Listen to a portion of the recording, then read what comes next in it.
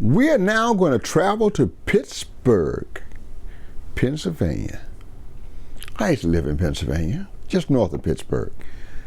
Yeah, Pittsburgh, Pennsylvania, 1914. And into the world comes little Kenny. Mother, I think, is a piano player. Father's a trombone player. Marriage didn't last very long. Dad left the family, moved out to Washington, and started a new family. That was the end of that. Eventually, Mom married a preacher. And not long after that, she died. So Kenny was only about 5. Now, he did have, some siblings, a brother, primarily, and the preacher did the best he could to raise these little kids he had inherited, but they were basically orphans, and they went from place to the other, and finally the two brothers got split up because of an argument, and Kenny went one place, his brother went another, and by the time he's like 12, 14, he's living by himself and waiting for time to pass so he can go out and establish himself. But he learned to play the drums in the midst of all this. And because of his, how shall we say this, inconsistency in his life, his training was inconsistent, so he had to develop his own techniques and ideas based on instinct.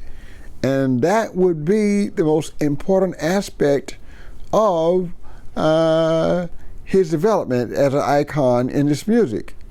Early on, he's playing around Pennsylvania, West Virginia, and Ohio, and was even playing a club in Cincinnati called a Cotton Club. Yeah, I didn't realize they had a Cotton Club Midwest too, but they did. He was playing there. And it was in that area that he discovered the vibraphone. So he became both a drummer and a vibraphonist, and he continued to play both instruments professionally for the rest of his life. But upon meeting Dizzy Gillespie and playing in a band with him, he had already started to change some things. You see, Papa Joe started keeping time on the hi-hat, and that was a big innovation in jazz drumming.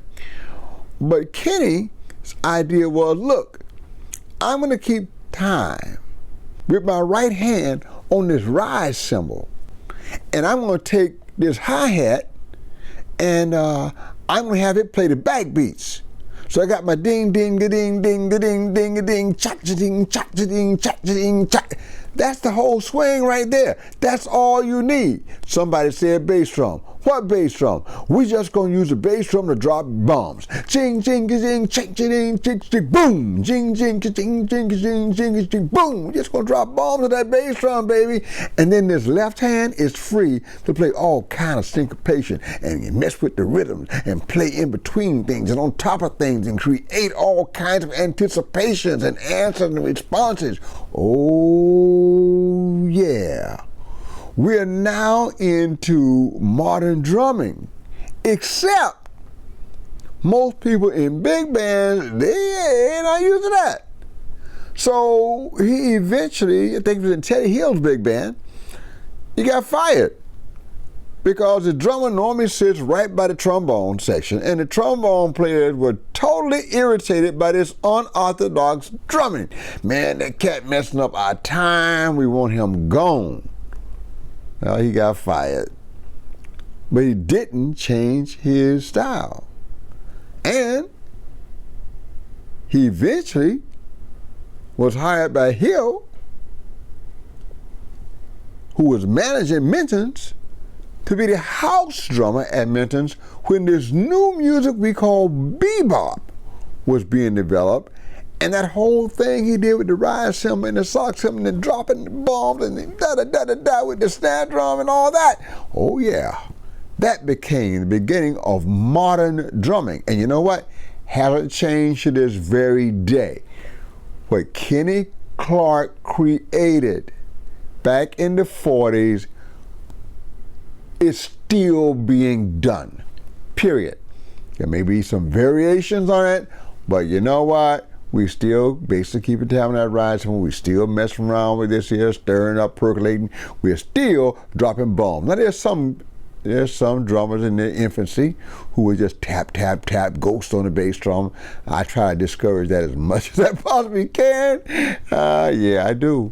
That's the first thing young drummers have to deal with me. I'm not going to deal with that too much.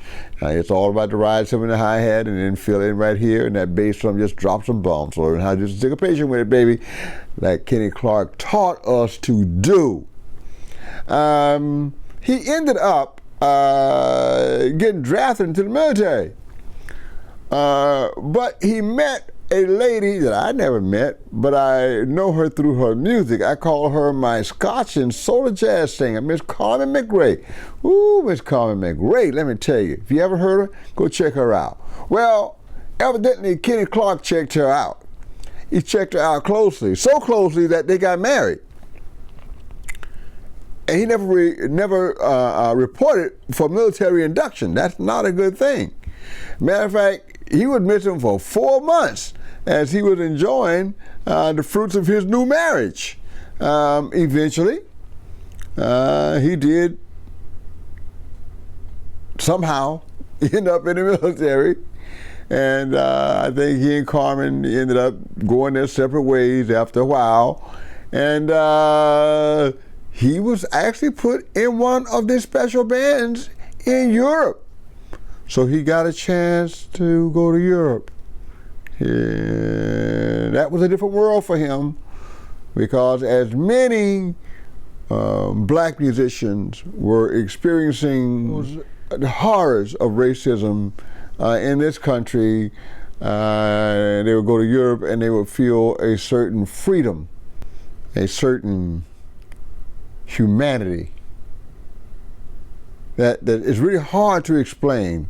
I've had the experience, I've traveled outside this country many times, and there is a certain relaxation that you can't have in this country as a black man that is almost like an instant baptism in freedom when you're in more informed countries that do not have a history and legacy of slavery. That's just the bottom line. Well, Kenny had that experience. And after the war, he came back and he played here for a while. And then he ended up back in Paris for a few years. And he tried the States again. Did an awful lot of really nice gigs. Back to Paris. And he had the Clarke Bolan Big Band for many years in Paris. Those recordings are available to you as well. So he became one of the other jazz expatriates during this time. You know, you got Bud Powell and Kenny Clarke and a lot of people we knew, man. From this very town, the great Buster Cooper lived in Paris for a while. I mean, you know, Idris Suleiman, a great trumpet player from this town, alto sax and trumpet, he lived in Europe for a long time and conducted the radio orchestra, Danish radio orchestra, for many, many years. Until he came back just for the last few years of his life here and walked among us in St. Peter. Most people didn't even know he was here. This great icon. So many guys. But Kenny Clarke had that journey back and forth, kind of like Bud Powell, except when he went to Paris that second time, he made it his home. And that is probably why his ending was a lot happier, and his life was a lot longer than Bud Powell, who actually returned here and only lasted a few years. The important thing is this guy was orphaned at 5 years of age,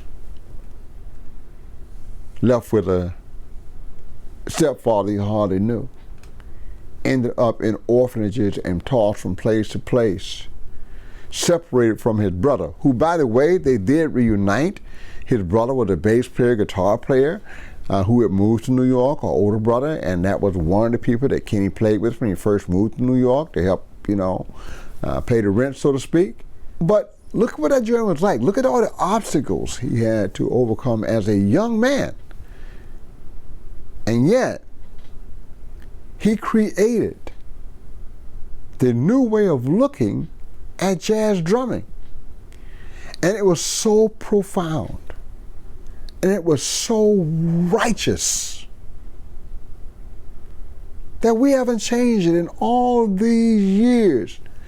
And it may never change because it was done right in the first place by a young man who found himself orphaned at 5, but refused to surrender to the perils and challenges of life, but to rise above them each and every single time.